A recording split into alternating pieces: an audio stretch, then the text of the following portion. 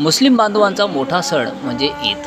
महिनाभर रमजान महिन्याचा उपवास करून ईदची नमाज अदा मुस्लिम बांधवांनी एकमेकांना शुभेच्छा देऊन केली।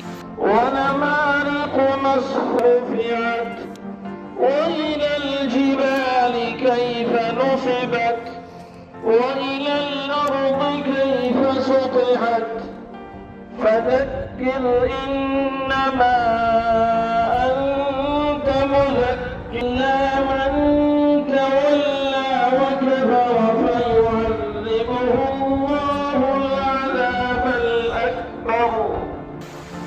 खासदार इम्तियाज जलील यांनी दरवर्षीप्रमाणे छावणी येथील ईदगाह मैदानावर येऊन नमाज पढून मुस्लिम बांधवांना ईदच्या शुभेच्छा दिल्या।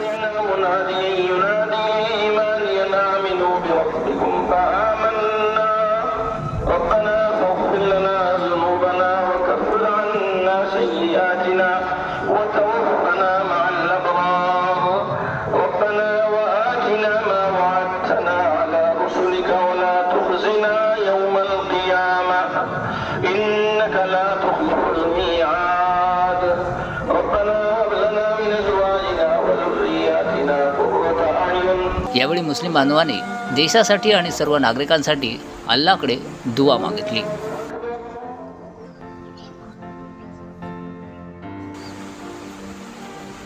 खासदार इम्तियाज जलील म्हणाले, सर्वप्रथम देशवासियांना हार्दिक शुभेच्छा।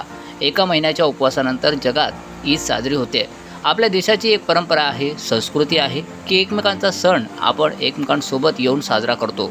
वेगवेगळ्या पक्षांचे लोक येथे उपस्थित आहेत, मी त्यांचं स्वागत करतो। मी सर्वप्रथम तर सगळ्या देशवासियांना ईदच्या हार्दिक शुभेच्छा देतो। एक महिन्याच्या फास्टिंग नंतर रोजा ठेवल्यानंतर जगभरात आज ईद साजरी होत आहे। मी माझ्या वतीने, माझ्या पक्षाच्या वतीने, माझ्या जिल्ह्याच्या वतीने मी सगळ्यांना हार्दिक शुभेच्छा देतो। आणि आपली देशाची एक परंपरा आहे, हे संस्कृती आहे आपली की आपण एकमेकांचा सण सोबत येऊन आपण साजरा करतात। आज वेगवेगळ्या पक्षाचे लोक इथे आलेले आहे, ते आपल्याला शुभेच्छा दिलेल्या आहे। माझी शुभेच्छा त्यांनाही आहे। मी त्यांचं स्वागत करतो, जे आलेले आहे आज मी सर्वांचं स्वागत करतो आणि अपेक्षा हे बाळगतो की येणाऱ्या काळामध्ये सगळे जे वेगवेगळ्या राजनैतिक पक्षाचे नेते आहे आणि विशेषकर भारतीय जनता पार्टीचे नेतेही आले असते तर मी त्यांचंही स्वागत केले असते, कारण आपली परंपरा, आपली संस्कृती आपल्याला जपायची आहे।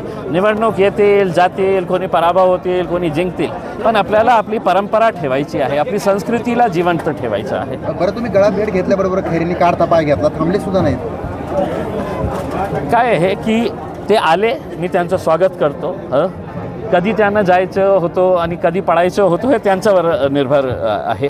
पण एक आनंदाची गोष्ट मला हे वाटली की अनेक वर्षानंतर का होईना पण कमीत कमी त्यांनी एक संदेश तर दिलेला आहे की हे निवडणूक जे आहे ते हिंदू मुस्लिम या मुद्द्यावर होणार नाही। ते आज जे नमाजच्या नंतर जे प्रार्थना करण्यात आली आहे, देशासाठी ही प्रार्थना करण्यात आलेली आहे की ज्या देशामध्ये अमन राहावं, भाईचारगी राहावं आणि ज्या प्रकारे मुस्लिम आमचे बंधू रमजानच्या महिन्यामध्ये जितक्या शिद्दतेने ते इबादत करतात तेच इबादत असंच करू राहू। आपण एकमेकांसोबत राहू, सुखदुःखात एकमेकांचा सामील होऊ हीच प्रार्थना केलेली आहे।